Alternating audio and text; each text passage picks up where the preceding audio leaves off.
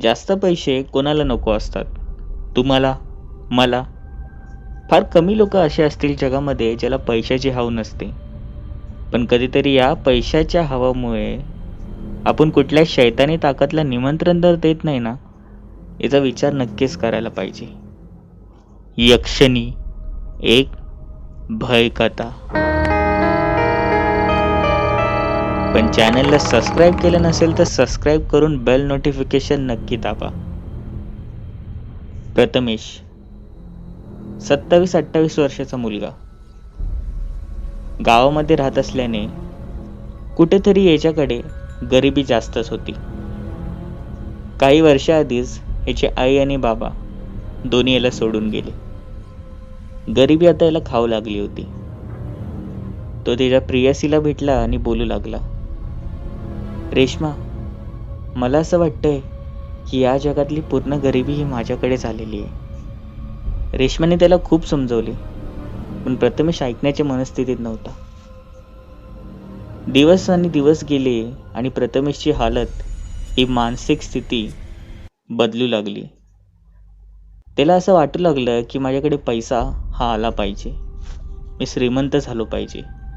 आणि हळूहळू तो त्यांची तर शेती करायचा, पण इकडे रात्रीचं दुसऱ्यांच्या शेतीमध्ये जाऊन कसे ऊस तोडणे किंवा बाकीचे फळं तोडून आणायचा आणि दुसऱ्या दिवशी विकायचा.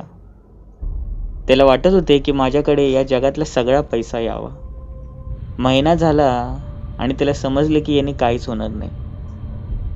त्याच्या अत्यंत जवळच्या मित्राने सांगितलं, एक काम कर, तुला पैशांचीच हवं आहे ना, तर जा की बाजूच्या गावामध्ये. असं ऐकलंय की ते बाबा कोणालाच निराश नाही करत. प्रथमेशला ही कल्पना पटली आणि तो निघून गेला. त्या गावामध्ये त्याने खूप शोधले, पण गावकऱ्यांनी सांगितले, साधारण ते तुला गावच्या वेशीबाहेरच भेटतील. आता ह्या महिन्यात तर ते तुला दिसणारच नाहीत, आणि दिसले तर तुझं नशीब. 2 दिवस गेले आणि प्रथमेशला ते बाबा काही दिसले नाहीत. शेवटची रात्र शोधायचं त्याने ठरवलं.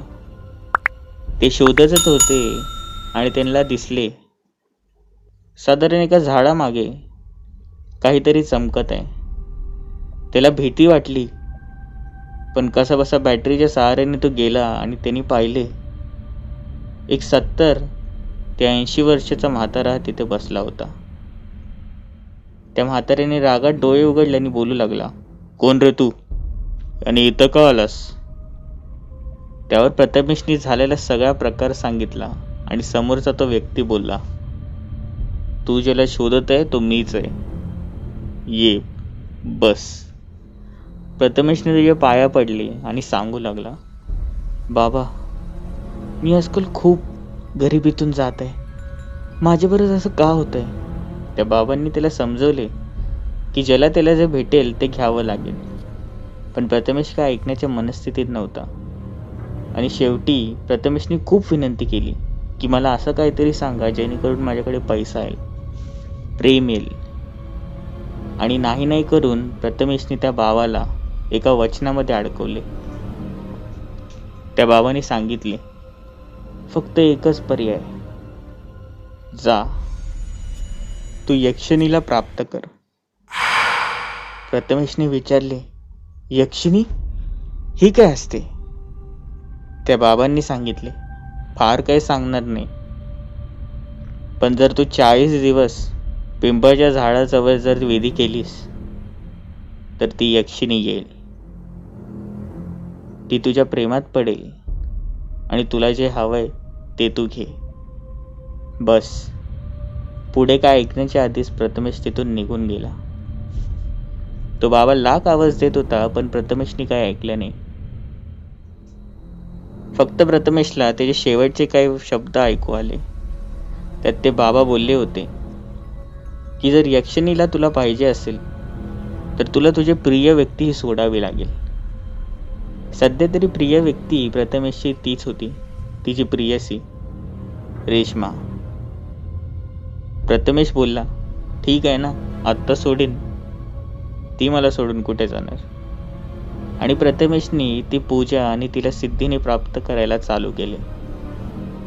10 दिवस उलटले, 20 दिवस उलटले. त्या पिंपळाच्या झाडाखाली प्रथमेशची ती सिद्धिप्राप्ती चालूच होती. किडे, मच्छर हे सगळं चावत होतं. कधी कधी तर सापही लांबून जायचे. प्रथमेशला भीती वाटत होती, पण त्या जागेवर कोणच नसायचं. साधारण 40 दिवस गेले आणि प्रथमेशचा धीर सुटला. शेवटी प्रथमेश 50व्या दिवशी बोलला, शेवटचा दिवस. आज जर ती नाही आली तर मी निघून जाणार. आणि प्रथमेशनी मंत्र हे पुटपुटायला चालू केले. मोठमोठ्याने त्याचे मंत्र बोलणे चालूच होते.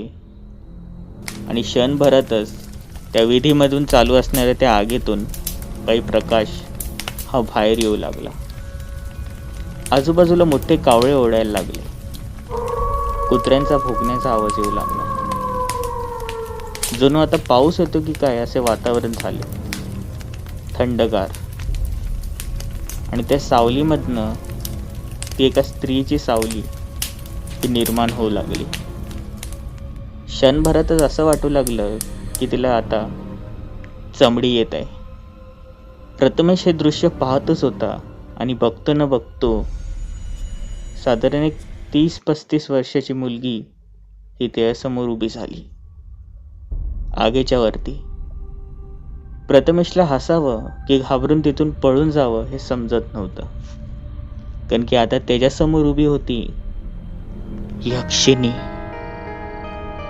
तीच यक्षिणी ज्याच्याबद्दल तिने ऐकले होते. यक्षिणी बोलली, बोल, का बोललेस मला इथे? पण प्रथमेशने तिला पाहताच जणू तो हरवला होता. यक्षिणीची ती लाल साडी, लाल होठ, कमरेपर्यंत अडकणारे केस, आणि हो, तिचे ते गोरे गोरे शरीर. कोणताही पुरुष बघताच तिच्या प्रेमात पडेल अशी ही दिसत होती. आणि प्रथमेशने सांगितलं, मला या गावामध्ये सगळ्यात जास्त श्रीमंत बनायचंय, एवढं की माझ्या आजूबाजूला देखील कोण नाही येऊ शकत. यक्षिणी बोलली, हे सगळं मी तुला देईल, पण तुला माझे काही अटी पूर्ण करायला लागतील. आणि तिने तिची अट सांगितली. पहिली अट की तू माझं नेहमी सगळं ऐकायचं.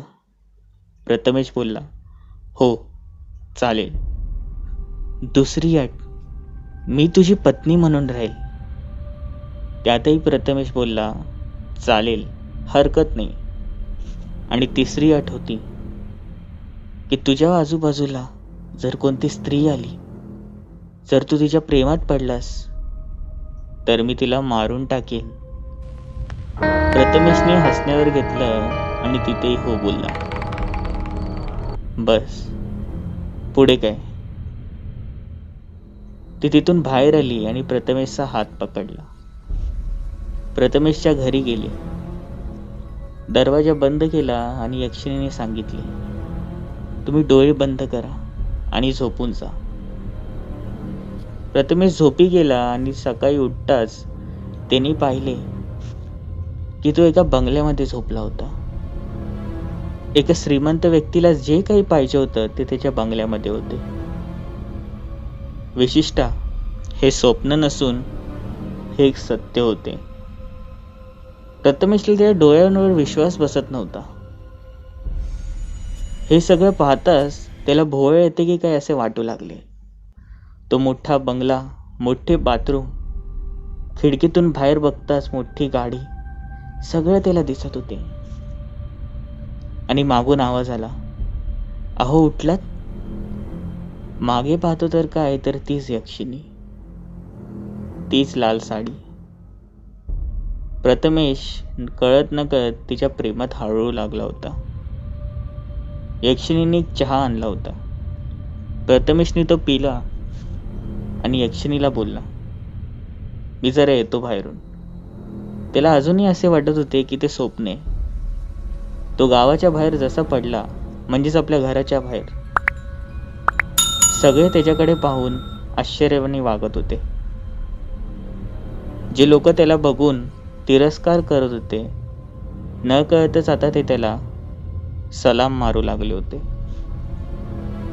एवढंच का काय, प्रथमेश आता त्याच्या गाडीवरनं फिरत होता, मोठी मोटरसायकल.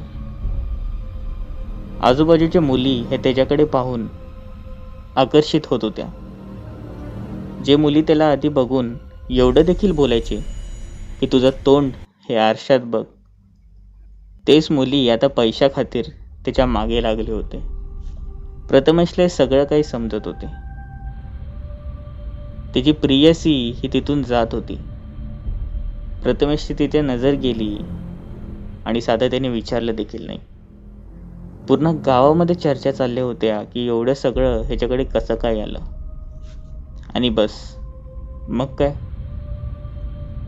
कोणीतरी खबर दिली आणि प्रथमेशच्या घरी ही धाड पडली. प्रथमेश हा अक्षरशः पाण्याने भिजला होता, एवढा त्याला घाम आला होता. पोलिसांनी चौकशी केली. समजलंय तुमच्याकडे फार पैसा आलाय, चला दाखवा हा पैसा कसा काय आला. पोलीस हा प्रश्न विचारू लागला. प्रथमेश शांतच होता. शेवटी पोलीस बोलला, तू असं नाही सांगणार ना. त्या पोलिसने आपले हात वरती घेतले. प्रथमेशला मारणार आणि आतमधनं आवाज आला, अहो थांबा, तुम्ही त्यांना काय करू नका, या सगळ्यांचे उत्तर माझ्याकडे आहे. त्या क्षणी आतून यक्षिणी आली आणि तिच्या हातामध्ये काही दस्तावेज होते. ते सगळे दस्तावेज हे तिने पोलिसांना दाखवले. बाहेर गावकरी जमा होते. ती यक्षिणी बोलली की मी राहायला इकडे नसते, पण ही सगळी प्रॉपर्टी आणि पैसा हा माझाच आहे. मी यांच्या प्रेमात पडली आणि आमचं लग्न झालं.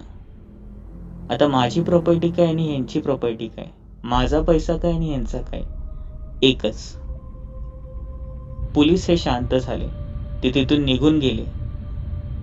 मुळात त्यांना ज्यांनी खबर दिली त्याचा नंतर चांगलाच समाचार घेतला. गावकरी इकडे हैराण होते, कारण की आता प्रथमेश हा तिला घेऊन बाहेर जायचा. कोणताही तरुण, एवढंच काय पुरुष, हा तिला बघून घायाळ व्हायचा. इकडे रात्र झाली. प्रथमेश झोपण्याच्या तयारीत होता आणि यक्षिणी आली. यक्षिणीने सांगितले की आता आपण नवरा बायको सारखं राहतोय, तर या पुढेही आपल्यामध्ये काय व्हायला पाहिजे. आणि मग काय, प्रथमेशला आठवले की तिची प्रियसी यांनी सांगितले होते की लग्न आपलंच होणार. पण यक्षिणीने तिच्या खांद्यावर हात ठेवला. प्रथमेश क्षणभरातच सगळं विसरून गेला आणि त्यांच्या जे व्हायला नको होते तेच झाले. पण हळूहळू करून यक्षिणी हे प्रथमेशवर जोर जबरदस्ती करायला लागली. प्रथमेशला कळत न कळत आता पश्चाताप होत होता. बायको नसून सुद्धा तिला बायकोसारखे ही वागणूक द्यायला लागत होती. पैसा असून सुद्धा त्याच्याकडे नसल्यासारखा होता. म्हणूनच तो कळत न कळत घराबाहेर जायचा. त्याच्याजवळ असलेल्या पैशांमुळे आजूबाजूच्या सगळे मुली हे त्याच्या मागे लागायच्या. ज्यांच्यावर प्रथमेश हा फिरायला जायचा आणि हळूहळू तो ज्यांच्या प्रेमात पडू लागायचा, काही दिवसांनी त्यांच्या मरणाची बातमी यायची. आधी प्रथमेशला विश्वास बसला नव्हता, पण शेवटी एक दिवशी तो अशाच एका मुलीला घेऊन हा फिरायला गेला. गाडी अतिशय कमी वेगात होती, 40 ते 50.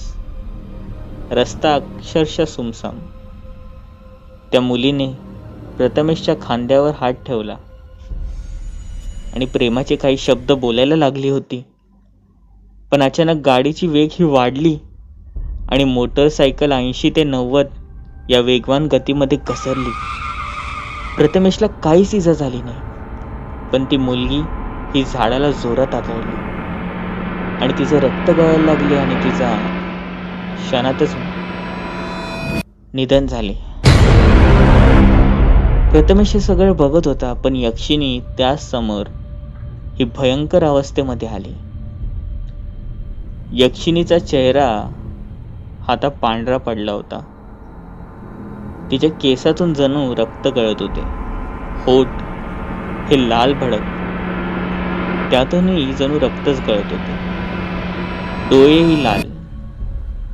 आणि अशा अवस्थेत ती रागामध्ये प्रथमेशला बोलली, तुला मी आधीच बोलली होते की माझ्याशिवाय तुझ्या आयुष्यात मला कुठलीच मुलगी नको. प्रथमेशला माहित होते, जर आपण हिचं काही ऐकलं नाही तरी सगळा पैसा घेऊन जाईल आणि माझा जीवही. काही दिवस गेले असतील. या नको असलेल्या संबंधांपासून प्रथमेशला आता चीड यायला लागली होती. प्रथमेशची चीड वाढायची, पण त्याला त्याच्यावर निमंत्रण हे ठेवायला लागत होते. त्याला माहित होते की जर त्याने तिचं ऐकलं नाही तर ती तिच्या जीवाचं बरं वाईट करेल. एक दिवशी यक्षिणीवर जाताना प्रथमेशची नजर ही रेशमावर गेली. रेशमाला भलताच राग आला होता. प्रथमेशने खूप बघितले, पण रेशमाने त्याच्याकडे एक क्षणही नाही बघितले. आणि असंच नजर चुकवत एक दिवस प्रथमेश रेशमाला जाऊन भेटला. तिने रेशमाला झालेला सगळा प्रकार सांगितला आणि रेशमाने त्याच क्षणी प्रथमेशच्या कानशील वाजवली आणि त्याला तिथून निघून जायला सांगितले. आणि नंतर प्रथमेशला समजले की यक्षिणी बोलली होती की तू कोणत्याही मुलीच्या जवळ जाशील मी तिचा जीव घेईल. आता तर शक्यतो रेशमाच्या जवळ गेला होता. आता प्रश्न हा पडतो की या यक्षिणीचा अंत कसा होईल. हा अंत होईल की नाही, प्रथमेशची सुटका होईल. सगळ्यात महत्त्वाचा प्रश्न की रेशमाची चुकी नसून सुद्धा यक्षिणी आता तिचा जीव घेईल. या यक्षिणीचा अंत कसा असेल पाहायला विसरू नका. यक्षिणी भाग 2. कथा कशी वाटली? आवडली असेल लाईक, नसेल आवडली तर डिसलाईक. चॅनलला सबस्क्राईब करायला विसरू नका. बेल नोटिफिकेशन नक्की दाबा. भेटूया पुढील भागांमध्ये.